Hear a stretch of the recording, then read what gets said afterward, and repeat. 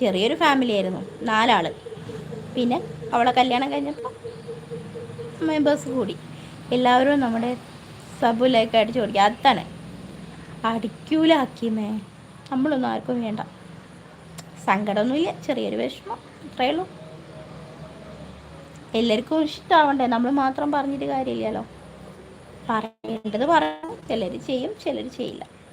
ചിലർ പറ്റിക്കൽസ് ഉണ്ട്, പാവം. ഞാൻ പിന്നെ നിഷ്കു ആയതിനോണ്ട് കുഴപ്പമില്ലല്ലോ. ഞാൻ ഭയങ്കര നിഷ്കു, നിങ്ങൾക്ക് തന്നെ മനസ്സിലായില്ലേ ഞാൻ ഭയങ്കര നിഷ്കു ആണെന്ന്.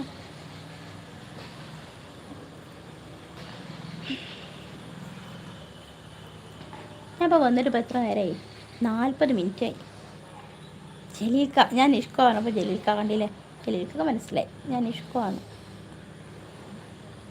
ജലീൽക്കൊക്കെ മാത്രമല്ല, സജീബ്രോക്ക് അറിയാം, വീരൻക്കൊക്കെ അറിയാം, നിഷത്താത്തൊക്കെ അറിയാം, റംലത്താത്തൊക്കെ അറിയാം.